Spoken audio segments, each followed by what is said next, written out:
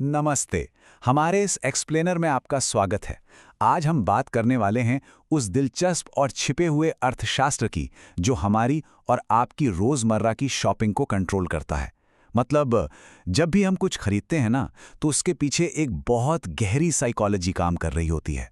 तो आज का हमारा ये सफर एक बहुत ही पुरानी, सदियों पुरानी आर्थिक पहेली से शुरू होगा और इस बात तक जाएगा कि आखिर क्यों एयरलाइंस हर दिन अपने टिकट के दाम बदलती रहती हैं। ये एक ऐसा लॉजिकल रोडमैप है जो हमें हमारी ही खरीदारी की आदतों को एक बिल्कुल नए नजरिए से देखने पर मजबूर कर देगा। चलिए कहानी शुरू करते हैं 18वीं शताब्दी के एक बेहद दिलचस्प ऐतिहासिक विरोधाभास से, जिसे मशहूर अर्थशास्त्री एडम स्मिथ ने दुनिया के सामने रखा था। जरा सोचिए, यहाँ एक बहुत ही अजीब और चौंकाने वाला कॉन्ट्रास्ट है। एक तरफ है पानी, जिसके बिना हम जिंदा ही नहीं रह सकते, फिर भी ये कितना सस्ता है। और दूसरी तरफ है हीरे। इनका हमारे जीने मरने से कोई लेना देना नहीं है, ये सिर्फ सजावट के काम आते हैं, फिर भी इनकी कीमत आसमान छूती है। मतलब ऐसा क्यों है कि जो चीज़ हमारी जान बचाती है वो इतनी सस्ती है और एक चमकता हुआ पत्थर इतना महंगा? इस पहेली ने लोगों को इतना उलझाया कि इसे सुलझाने में 1870 के दशक तक का समय लग गया। फिर तीन शानदार अर्थशास्त्रियों मेंगर, वालरस और जेवोन्स ने अलग अलग रिसर्च करते हुए कमाल की बात खोजी। उन्होंने बताया कि इस सवाल का जवाब किसी चीज की कुल उपयोगिता में नहीं, बल्कि उसकी मार्जिनल यूटिलिटी यानी सीमांत उपयोगिता में छिपा है। पानी बहुत सारा मौजूद है, इसलिए पानी की एक एक्स्ट्रा बूंद की अहमियत हमारे लिए बहुत कम होती है, जबकि हीरे बेहद दुर्लभ हैं। अब ये विरोधाभास तो समझ आ गया। तो आइए देखते हैं कि अर्थशास्त्र वास्तव में हमारी खुशी और संतुष्टि को मापता कैसे है। तो सबसे जरूरी बात यह है कि इंसान कभी भी किसी चीज की टोटल क्वांटिटी देखकर फैसले नहीं लेता। हम फैसले लेते हैं बिल्कुल आखिरी एक्स्ट्रा यूनिट के बेसिस पर। इसी को मार्जिनल यूटिलिटी कहते हैं। मान लीजिए डेविड के पास पहले से ही 4 गैलन दूध रखा है और वो एक और यानी 5वां गैलन खरीद लेता है ताकि उसे बार बार स्टोर के चक्कर न लगाने पड़े। तो उस 5वें गैलन से उसे जो एक्स्ट्रा संतुष्टि मिलती है ना, बस वही मार्जिनल यूटिलिटी है। केक खाने का अनुभव इसका एकदम परफेक्ट उदाहरण है। पहली स्लाइस खाते ही जो मजा आता है वो है पॉजिटिव यूटिलिटी। लेकिन जब पेट भर जाए और आप तीसरी स्लाइस खाएं तो कोई खास खुशी नहीं मिलती। ये हुई जीरो यूटिलिटी। और अगर जबरदस्ती चौथी स्लाइस भी खा ली तो भाई तबीयत खराब हो सकती है। इसे हम नेगेटिव यूटिलिटी कहते हैं, जहां फायदा होने के बजाय नुकसान होने लगता है।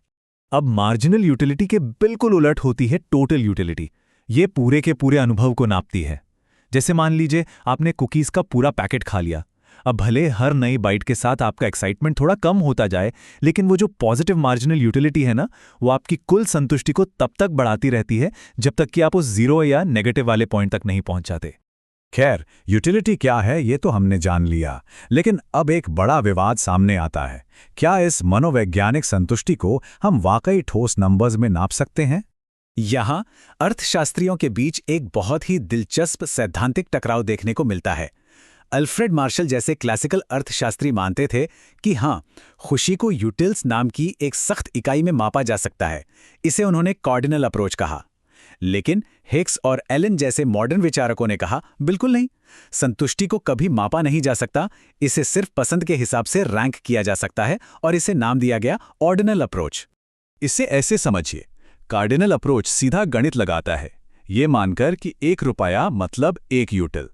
तो वो कहेंगे कि एक पिज़्ज़ा खाने से 30 यूटिल्स मिले। लेकिन ऑर्डिनल अप्रोच इंडिफरेंस कर्व्स का इस्तेमाल करता है। वो कोई नंबर नहीं देता, बस इतना बताता है कि एक उपभोक्ता हार्ड ड्रिंक्स के बजाय सॉफ्ट ड्रिंक्स लेना ज्यादा पसंद करता है।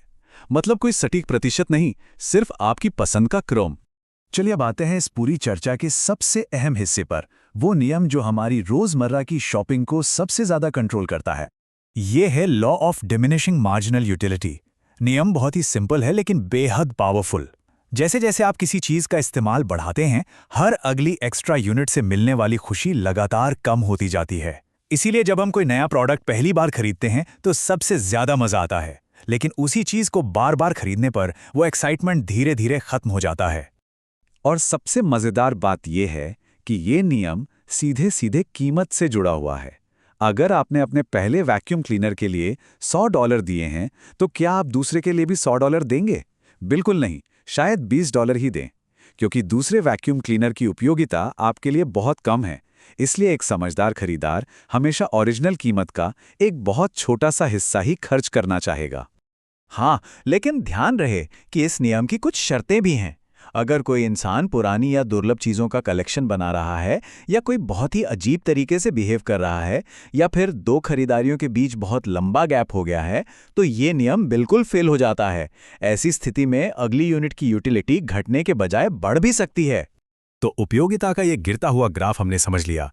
अब देखते हैं कि ये नियम हमें स्मार्ट तरीके से पैसे खर्च करने में कैसे मदद करता है। इसे कहते हैं कंज्यूमर इक्विलिब्रियम, यानी उपभोक्ता का संतुलन। ये वो पॉइंट है जहां हम अपने सीमित बजट के अंदर रहते हुए सबसे ज्यादा संतुष्टि हासिल करते हैं। और सच कहूं तो हम इंसान प्राकृतिक रूप से ये संतुलन बनाने में माहिर होते हैं। हम अलग अलग चीजों पर अपना पैसा बांटते हैं और मार्केट में बदलते दामों के हिसाब से अपने इनकम को बड़ी चालाकी से एडजस्ट कर लेते हैं। इसी से जुड़ा एक और कमाल का कॉन्सेप्ट है कंज्यूमर सरप्लस। आपको जानकर हैरानी होगी कि इसे 1844 में हाईवे और पुल जैसी सार्वजनिक चीजों के फायदे नापने के लिए बनाया गया था। लेकिन आज ये सरप्लस उस छिपे हुए बोनस को मापता है जो हमें तब मिलता है जब हम किसी चीज के लिए अपनी सोची हुई अधिकतम कीमत से कम पैसे चुकाते हैं। वो जो डिस्काउंट वाली खुशी होती है ना, वही है ये। अब तक हमने जो भी किताबी बातें की हैं, चलिए देखते हैं कि ये असल दुनिया में कैसे काम करती हैं और बिजनेस इन्हें कैसे इस्तेमाल करते हैं।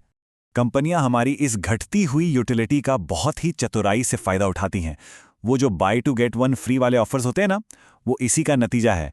कंपनियों को पता है कि अगर आपको वो एक्स्ट्रा कम यूटिलिटी वाली चीज खरीदनी है तो उन्हें आपको कोई ना कोई फाइनेंशियल लालच देना ही पड़ेगा।